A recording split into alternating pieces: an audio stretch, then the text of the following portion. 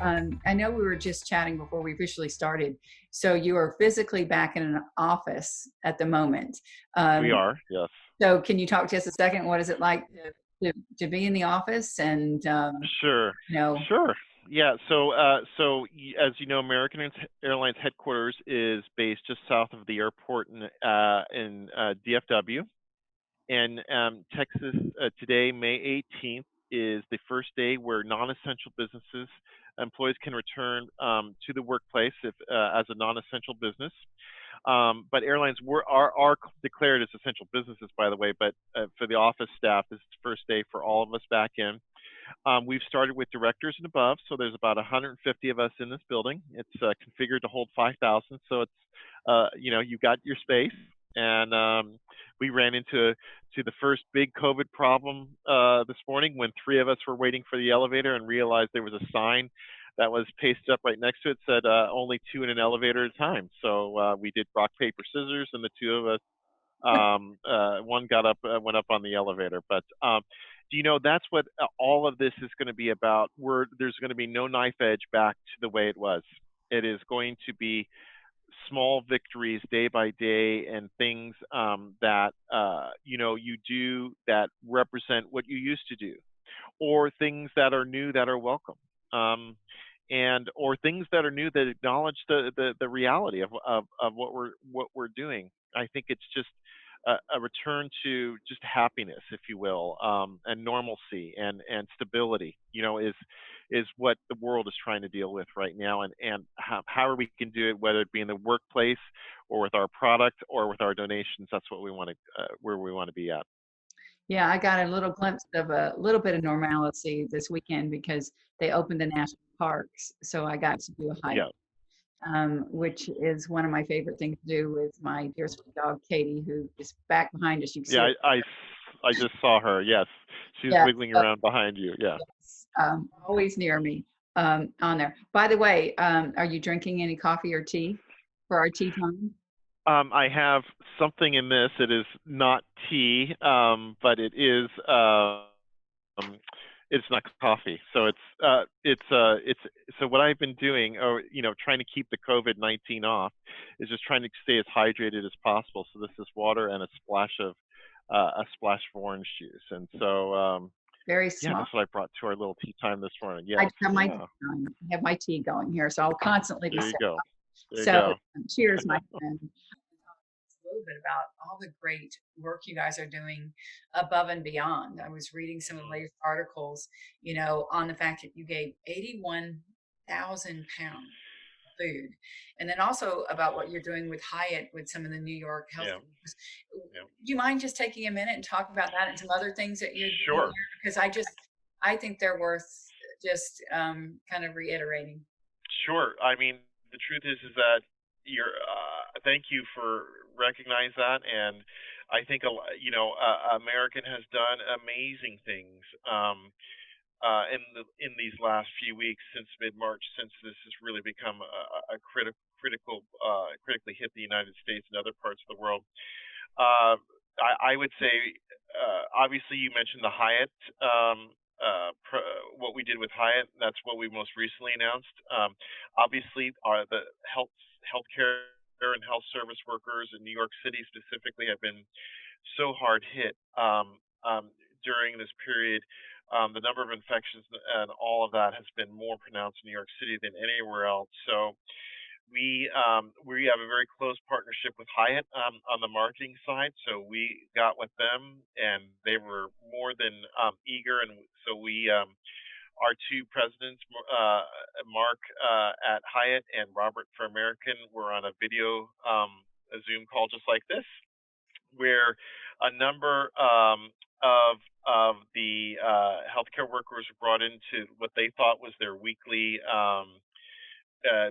briefing, and instead we're told that all 4,000 of them were going to be invited to take a 3-day vacation, 3-night vacation, courtesy of American Airlines and Hyatt, and they were just over the moon. I mean, it was just really incredible to see that your product, what you do, could mean so much to someone that's been under such stress and give someone what we're all needing right now is something to look forward to, right? Some Yeah. hope, some return to normalcy, some return to things that we enjoy doing rather than maybe is our duty to do on a day in and day out basis. And so that was fantastic.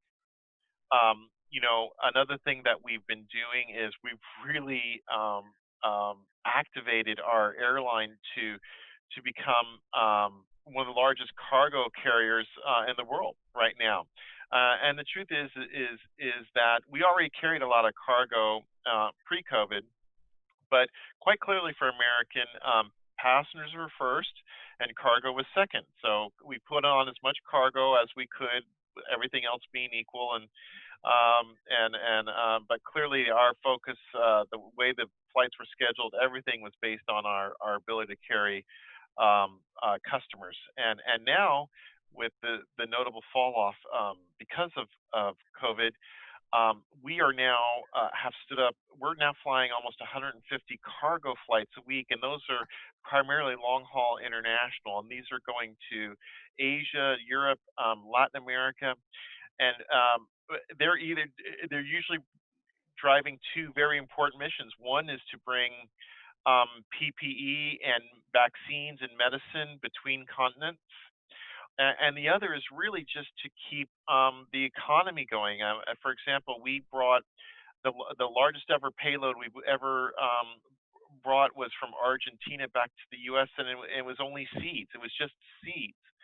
But if the farmers in the U.S. didn't have those Argentine produced seeds, they wouldn't have been able to produce the crops for their future season that would have fed the tables of many Americans and possibly other nationalities around the world. And so, literally, almost every pound of cargo we're putting on an airplane right now has some sort of notable downline effect, and it's just so gratifying to be part of that right now, that you could contribute some way positively to someone else in the world through your daily work.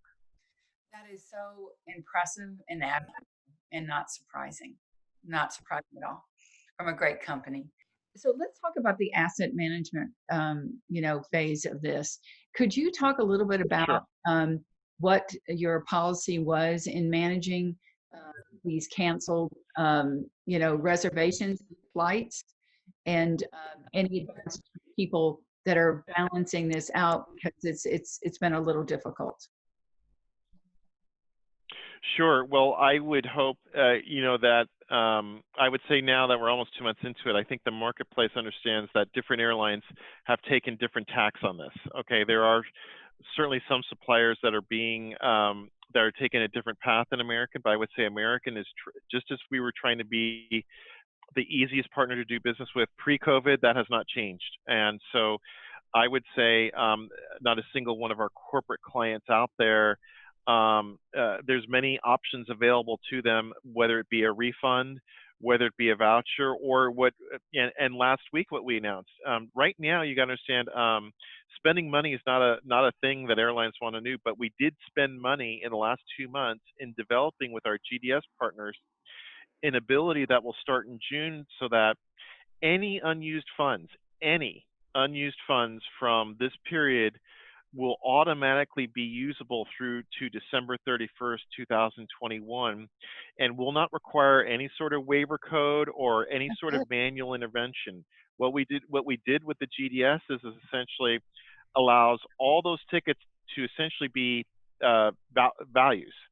So it doesn't matter whose name is on the ticket and where it's from or to, it's just a value.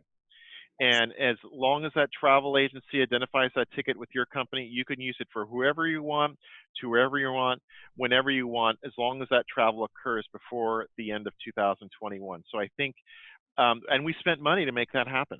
And so, and that also provides not only relief to our corporate partners, it also really provides relief to our TMC partners, because now they don't have to engage or invest time in counselor manual transactions, ticket reissues to the way they were planning.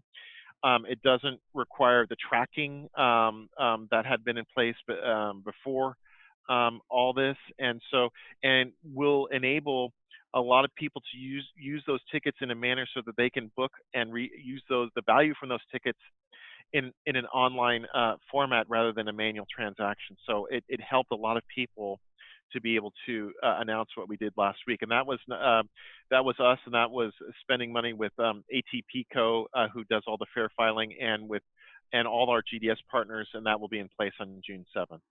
Excellent. That is just what a great initiative on your part. As you look at the corporates, what would you say was kind of the biggest priority, kind of especially now? I would say the emphasis of most clients right now is to understand securing a return to office plan. Before they're returning to travel, they're returning to office. But the truth is, I'm seeing many clients now sort of realizing they may not need to return to the office to keep their business going. I would say, especially those offices where the workplace has been restructured to promote hot desking or an open environment. It's difficult to maintain social distancing with that type of work setup, and so I think there are a fair number and of multinationals who are thinking, well, we may actually return to business travel before we return back to the office. Smaller businesses are starting to travel more than larger businesses. I would say that's another trend I'm seeing as well. Clearly, smaller businesses don't have the cash uh, assets or the assets to just to shut down for months at a time. They generally have to travel to meet their revenue targets, and so they're going to be a little more likely to be on the road than their maybe their large multinational counterparts. I mean, the whole world is turned around. Our list of, for example, top corporate clients in April has no way, shape, or form the list of top clients that we've had historically, or even the top industries we've had historically. Is there anything else in closing? Back to the corporate, our shared corporate customers that you need or that we can help you with. Anything that we haven't talked about? Any Sure, on your dream list to say, Maria, I really wish. sure. No, I've got a dream list. I want to know what travelers are thinking in terms of flying on business. I want to know their comfort level. I want to know. So if you had a population of 1,000 travelers that you identified in your company before, I'd love to see a survey of those 1,000 travelers because I'd want to know which percent of those 1,000 are just saying, forget it, I'm not traveling until further notice. Which percentage are saying, I'll travel again if the company wants me to, and what percentage are saying, get me out of the house, I will travel again, just let me know. We're, we have those surveys for the broad-based populations of people, and we get certain cuts out of corporate people that identify traveling for business.